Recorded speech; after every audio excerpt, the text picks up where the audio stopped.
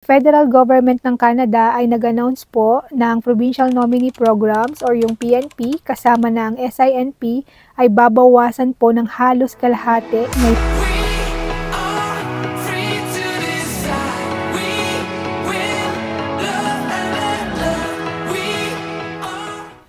Hello everyone! Welcome and welcome back to my channel. At kung bago po kayo dito, hi! My name is Jane. Kamusta po kayo? Thank you for stopping by.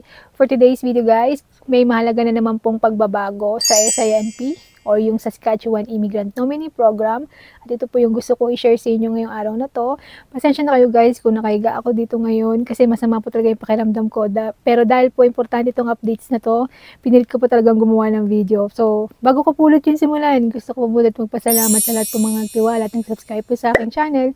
Kung hindi po po kayo nakapag-subscribe at interesado po kayo sa buhay Canada, jobs and immigration updates na rin, please consider subscribing in my channel at hit nyo na rin po notification bell para ma-notify po kayo sa aking mga next video. At yun nga guys, alam nyo po ba na ang federal government ay nagbawas po ng kalahati sa SINP allocation for 2025?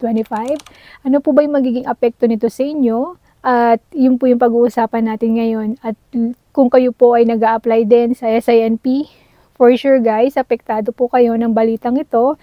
Pero wag po kayong panghinaan ng loob kasi maraming pa naman pong way para po matupad yung pangarap nyo na makapagtrabaho or makarating dito sa Canada. Alam niyo naman tayo mga Pilipino guys, 'di ba? Tamang sipag, tiyaga at tamang diskarte lang, lahat po ay malalampasan naman natin. Kaya stay with me until sa last po ng video ko at mag-share din po ako ng mga tips sa inyo. So, umpisahan na po natin.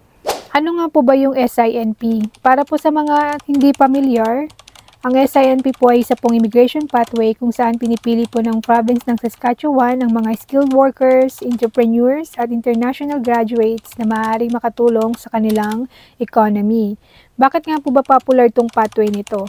Kasi nga po mas mabilis siya kaysa sa express entry, mas accessible para sa skilled workers at mas mataas po ang chance nito lalo na kung meron ka pong job offer. Ano po ba yung past success ng SINP? Maraming Pilipino po at ibang lahi ang nakarating dito sa Canada dahil sa program na to. At kasama na po ako dito guys. In-apply po ako ng employer ko under a SINP program.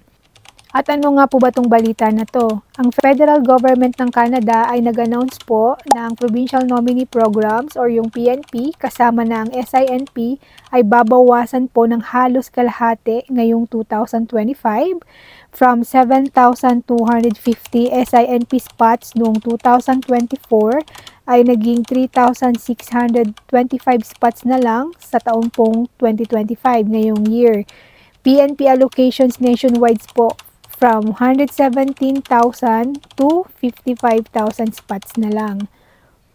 Bakit nga po ba ni-reduce ng federal government ang PNP allocations? Kasi yung una po, yung economic slowdown. Mas gusto nilang bawasan ng pagdating po ng mga immigrants. Pangalawa, housing and job market concerns. Hindi po sapat ang housing at employment opportunities.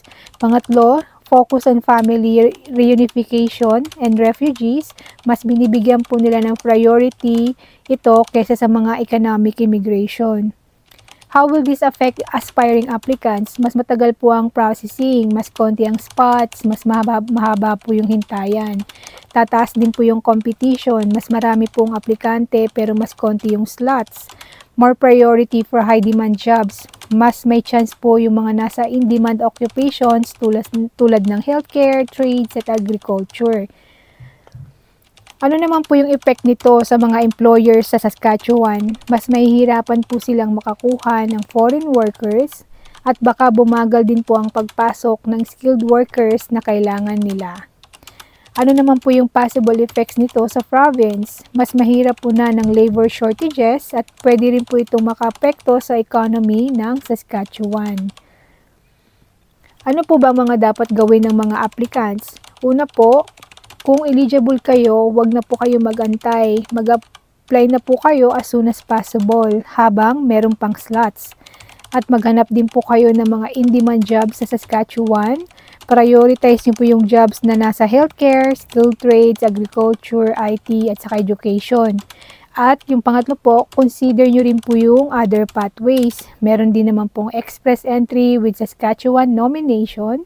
Meron po yung Francophone Community Immigration Pilot o yung FCIP. Meron po akong ginawang video guys. Check nyo na rin po para po makatulong sa inyo kung interesado kayo. Kasi dito sa FCIP, mas mataas po rin po yung chance lalo na kung meron kayong French proficiency. At yung last po, yung work permit muna bago yung PR application. So yung pang-apat po, kailangan po lagi kayong updated at maging ready po sa mga changes. Marami pong pagbabago sa immigration policies, kaya dapat updated kayo at ready to adjust. Ano nga po ba yung reaction ng government of Saskatchewan sa changes na to?